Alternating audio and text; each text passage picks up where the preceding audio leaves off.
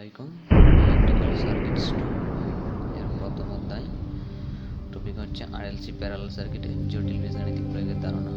তো আমরা RLC parallel সার্কিটে সম্পর্কে জানার আগে আমরা রেক্টেঙ্গুলার এবং পোলার ফর্মের সম্পর্কে একটু ধারণা নেব। তো রেক্টেঙ্গুলার ফর্ম হচ্ছে যে কোনো একটা ভেক্টরের আনুভূমিক উপাংশ এবং উল্লম্ব উপাংশকে যদি অর্থাৎ কোনো একটি ভেক্টরকে আনুভূমিক এবং উল্লম্ব উপাংশকে ভাগ করা হয় তখন সেটা যে রেক্টেঙ্গুলার ফর্মটা হয় সেটা হচ্ছে, তো আমরা মনে করি তো এই আনুভূমিক বরাবর আমরা এক্স বরাবর জে অফ ওয়াই, অর্থাৎ আনুভূমিক বরাবর আমরা এক্স নিলাম এবং উল্লম্ব বরাবর জে অফ ওয়াই নিলাম। তাহলে এর লব্ধি হিসেবে আমরা লিখতে পারি z square x plus j of y, অথবা আমরা এখানে মূলত আমরা রেক্টেঙ্গুলার এবং পোলার ফর্মের ক্ষেত্রে আমরা এটা ধরে নিয়েছি। তো আরএলসি সার্কিটের ক্ষেত্রে এখানে এক্স যেহেতু ধরছি, আরএলসি সার্কিটের ক্ষেত্রে রেক্টেঙ্গুলার পোলার ফর্মটা হবে এরকম যে আর এক্সও ধরে নিতে পারি, তবে আমরা যখন আরএলসি সার্কিটের ম্যাথ সমাধান করব তখন এই এক্স এর পরিবর্তে আর ব্যবহার করি আর কি, আর এদিকে জি অফ ওয়াই এর পরিবর্তে জি অফ এক্স। তো আমরা এই ইম্পিডেন্স হিসেবে কি জানি? তো ইম্পিডেন্স হচ্ছে জেড হচ্ছে এখানে ইম্পিডেন্স। তো R plus j of X, Z equal to X plus j Y লিখতে পারি। তো জেড ইকুয়াল টু অর্থাৎ এখানে জেড অর্থাৎ আমরা এই ভেক্টরের ক্ষেত্রে যদি চিন্তা করি জেড ইকুয়াল টু কি আনুভূমিক উপাংশ প্লাস উল্লম্ব উপাংশ লিখছি, ঠিক আছে। আবার এদিকে আমরা যখন এই রেক্টেঙ্গুলার পোলার ফর্মে মানে যেটা মূলত আসলে আর কি যে Z impedance equal to resistance plus j of x, এখানে ইন্ডাকটিভ আর এলসি যেহেতু তাহলে কি ইন্ডাকটিভ রিঅ্যাকট্যান্স হতে পারে, ক্যাপাসিটিভ রিঅ্যাকট্যান্স হতে পারে, ঠিক আছে, জে অফ এক্স। তো এটা হচ্ছে মূলত এই রেক্টেঙ্গুলার। তো রেক্টেঙ্গুলারের ক্ষেত্রে হচ্ছে এটা। আবার যদি আমরা পোলার ফর্মটা দেখি, তো পোলারের ক্ষেত্রে তো এই ভেক্টর অর্থাৎ জেড যে রেফারেন্স এক্সিসের সাথে যে কোণ উৎপন্ন করে সেটা হচ্ছে পোলার ফর্ম। তো পোলার ফর্মের ক্ষেত্রে আমরা লিখতে পারি জেড থিটা, ঠিক আছে। তো এখানে জেডটা হচ্ছে মূলত এই ইম্পিডেন্স আর এটা হচ্ছে ওই এর সাথে রেফারেন্স এক্সিসের সাথে ওই জেড এর যে কোণ উৎপন্ন করছে ওইটা।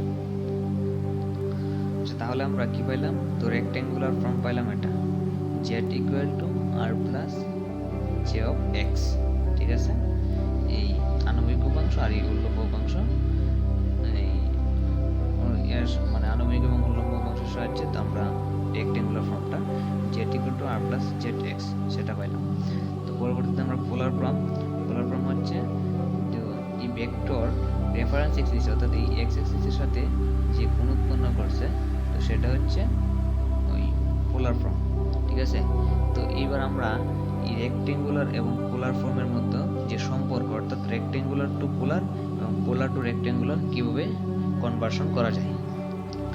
স্বাভাবিকভাবে যদি আমরা একটা এই ত্রিভুজটা চিন্তা করি, তো এই ত্রিভুজ আমরা স্বাভাবিকভাবে বলতে পারি তো এটা হচ্ছে কি ভূমি লম্ব, অর্থাৎ এটা কি মানে একটা সমকোণী ত্রিভুজ কল্পনা করতে পারি।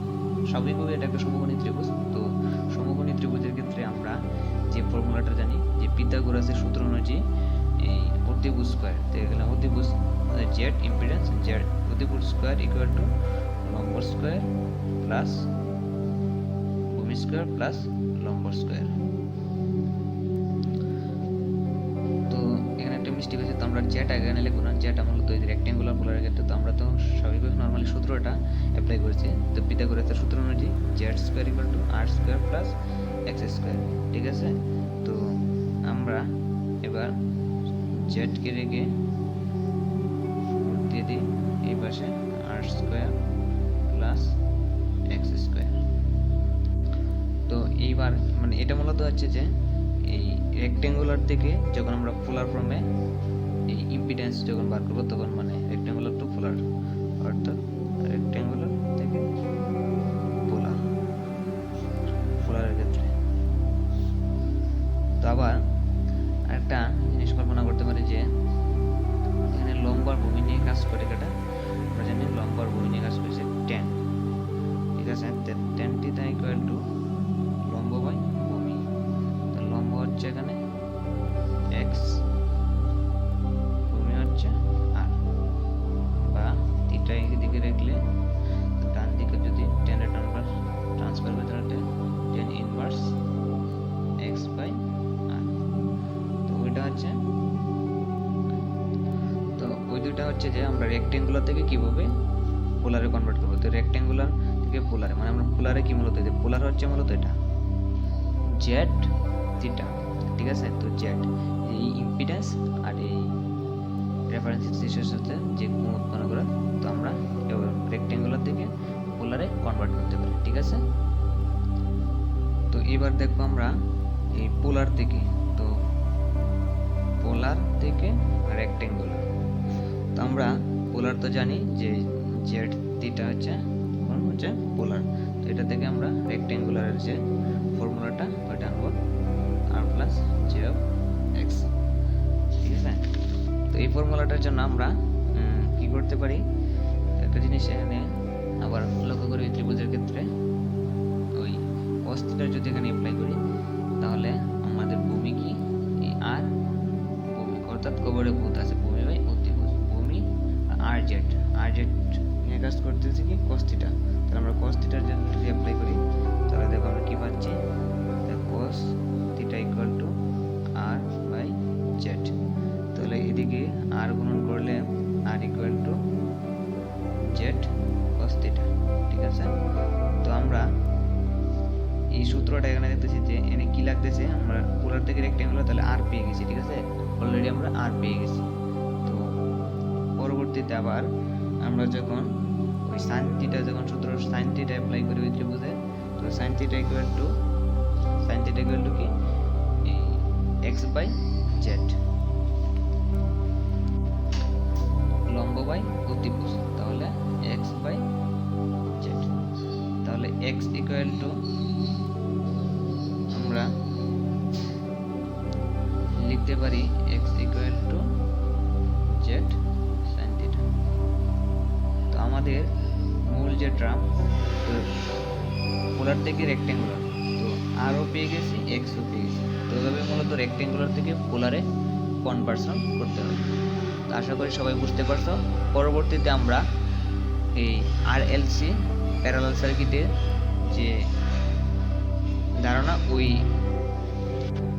আরএলসি প্যারালাল সার্কিটের মধ্যে কিভাবে রেক্টেঙ্গুলার টু পোলার ওই বিষয়গুলো নিয়ে আমরা আলোচনা করব পরবর্তী টপিকসে।